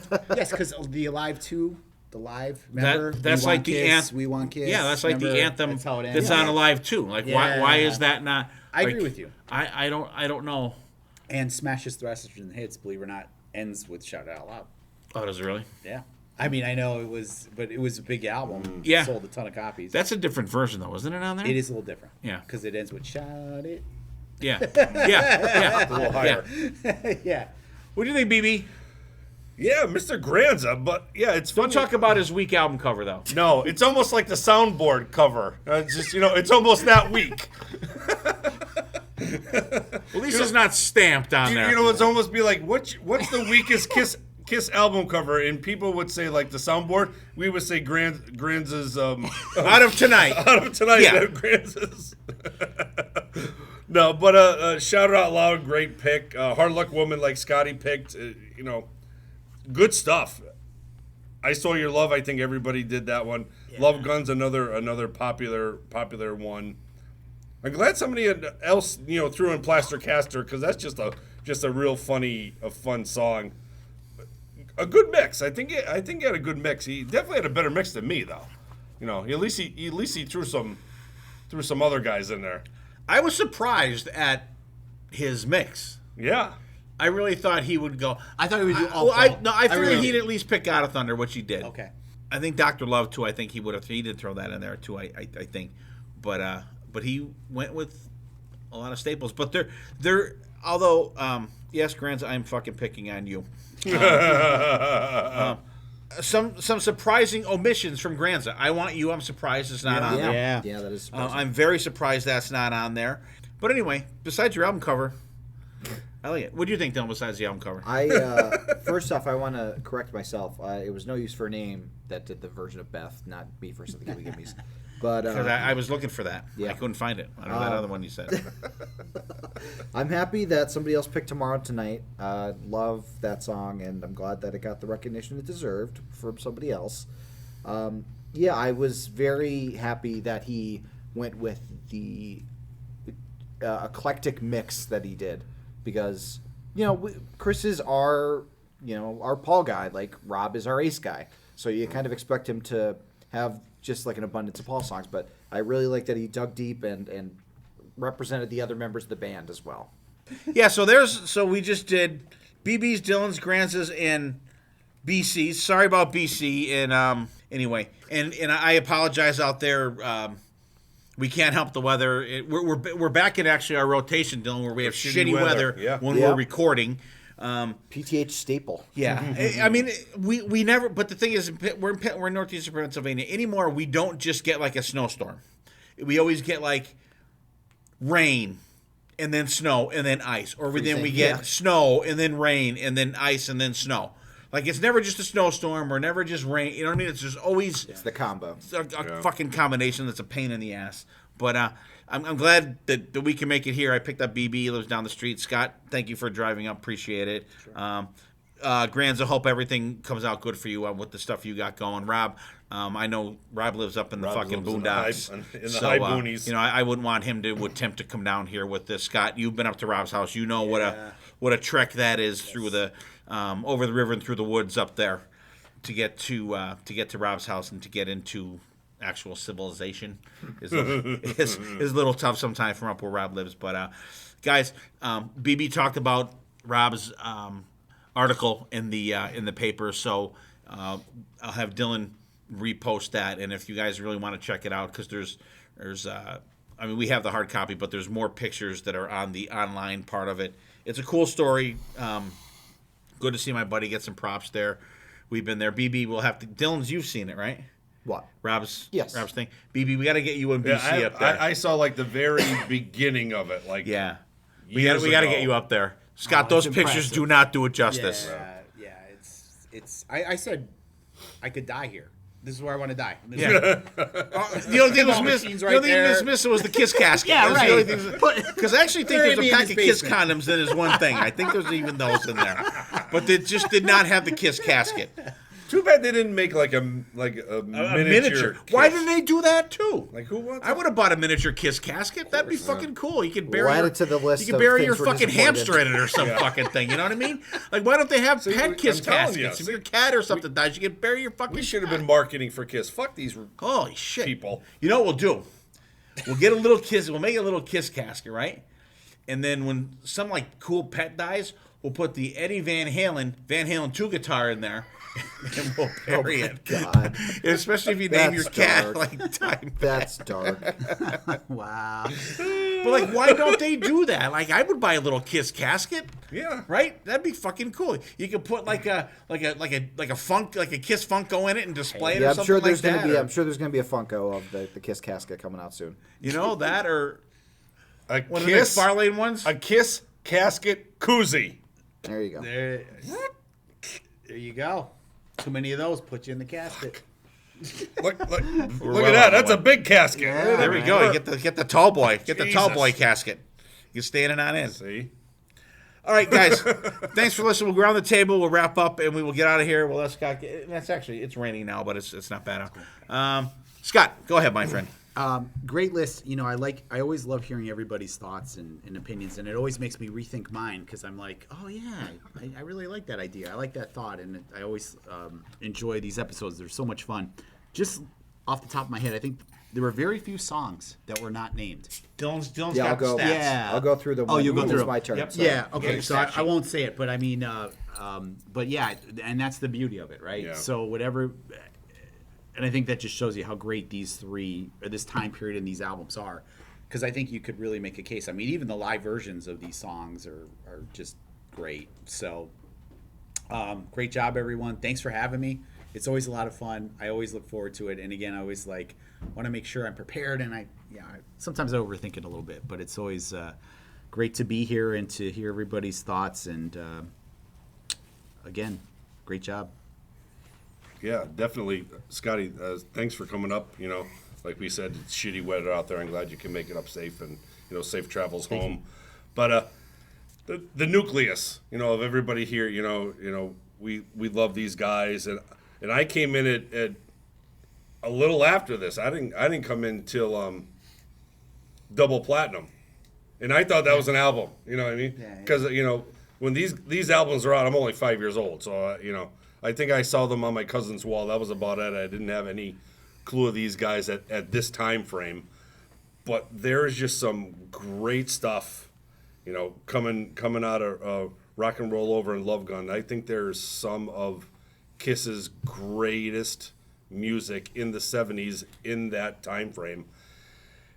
And probably if we did this 6 months from now, I would, my list would probably totally change. You know what I mean? I would say there's probably a good 7 or 8 I would definitely keep, and it could be a couple songs that I would throw in. It just seems like it's one of those things. Oh, why didn't I put that in there? Oh, why did? But it's just the way the songs fall at that time when you're doing this, and I love doing stuff like this because, like I said, down the road it could be totally different. And great stuff. Love talking about Kiss, and good times, writing. Good times. Yeah, this was definitely a difficult episode to make the album for because of how many great songs there are in this era of KISS. And the wild thing is that there was only one song that everybody picked, and it was "I Stole Your Love." That's the only song that every person had on their album. There were some that were close. You know, "Shock Me," "Love Gun," "All American Man," and "God of Thunder" all had 6 out of the 7 people have them on the album. There was only one song from each album that wasn't picked besides one album. The only song that wasn't picked from Alive 2 was "Any Way You Want It." Nobody picked that one. From "Love Gun," it was "Then She Kissed Me," the cover. From "Rock and Roll Over," it was "See You in Your Dreams." And "Destroyer," which, because of this, I guess this means that it's the worst album of the things we talked about tonight. There were 3 songs, 4 if you count "Rock and Roll Party," that were not picked. "Beth," "Great Expectations," and there was 3 if you count "Rock and Roll Party." So "Great Expectations" and "Beth" were not picked, and neither was "Rock and Roll Party." But you can listen to all the songs that we talked about on our Spotify playlist of the week, which will be in the show notes. Even Flaming Youth? Especially Flaming Youth. Flaming Youth and Sweet Pain got 2 picks, so they will be on right. the playlist. Goddamn right. But yeah, very cool episode, and very cool to see that there were only 1, 2, 3, 4, 5 songs that weren't picked out of all of them. So very cool. All right. Thank you for keeping track of that, Dylan. At least this time I had something printed out for you where you can actually tally them up. Very helpful. And Scott, once again, thanks for braving the elements to come up here. We can't really complain about our winter up here. It really hasn't been that bad. You know what I mean? More rain than snow, which I will take. You don't have to shovel the fucking rain. But I love doing these ones. And this was our I think we covered every KISS studio album. I don't think we did a solo album. I don't think we included a solo album in any of these. So maybe we'll do something different with the solo albums. Oh, God. So I love doing these, and this was tough to do. And this was the one, I forget which the one we did before this was. I had a conversation with Rob, and I think it might have been Dynasty Unmasked Elder. Maybe might have been the last one we did. So they were the last 2 left, and I called Rob up. I said, hey, what do you think we should do? So I think him and I kind of decided to do these, what you would, essentially call the 3 most popular KISS albums, do them last. And that was kind of my thought process when I came up with doing these. And so, I mean, we've done a lot of these, and it's been fun. So there's going to be other ones coming up in this kind of vein. So, stand by for those. I love doing the KISS Krew episodes. Like I said, sucks that, circumstances that we couldn't have the full KISS Krew and BC here. Don't get me going. Calm down. Serenity now. Anyway, but we miss BC as well. I'm glad BB was able to come out tonight. And Dylan, thanks for everything you do. I love doing this. I love the KISS Krew episodes. And the next one we got coming up is going to be a cool one, too. I think I have that scheduled for... I'll talk to you about it later, Scotty. And so, guys, if you want to check out Rob's article, seriously, message myself or BB on Facebook Messenger, and we'll hook you up so you can check that out. It's a cool read. The pictures are cool. And seriously, when you look at those pictures, it does not do justice to what is there. And when we went up to do our little KISS Krew's crafts up at 3Ks, crafts with a K as well, Scott, in between doing stuff, Scott, Granza, and I were playing the KISS pinball machine, and I suck at pinball. I'm just fucking terrible at fucking pinball. I think Scott was the winner at KISS pinball. That's Scott with a K. That's good. That's where you win. You win. So it was cool. I love doing these episodes, guys. Get out, listen to some old KISS, listen to it with new ears. If you're sick of Shout Out Loud and Detroit Rock City and stuff like that, listening to it, like, put yourself back when, like, the first time you heard that stuff. I still don't blame you for skipping Beth Any Way You Want It, and Then She Kissed Me. I will not, rag on anybody for skipping those shitty songs. But and if you like them, hey, more power to you. More power to you. And if you do, try to change my mind. Good luck. But I just want to thank you guys for coming out tonight. Thank you guys for listening. Love doing these KISS things. And who knows what KISS is going to have coming this year. You know, they're on 50 years, like we talked about. They have the 50 on the Lots of merchandising coming. Oh boy, here we go. Shit. Right? So maybe by this time next year, we'll have the mini KISS caskets out and marketed, ready to go.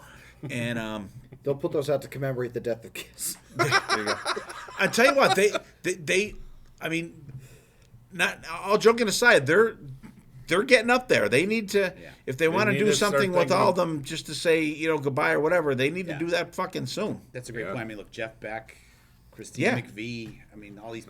Yeah, they're Lisa Marie Presley. You know, and all these people are just. She was younger than she was a year younger than me. I know. You know, we just saw Peter a couple of months ago, and he looked didn't look horrible. Yeah. He was cranky that day too. Fucked up my fucking signature.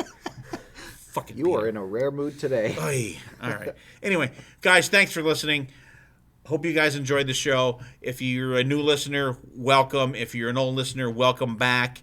And, you know, if you're a new listener, go back. We have, I don't know, what episode is this? 300 and something?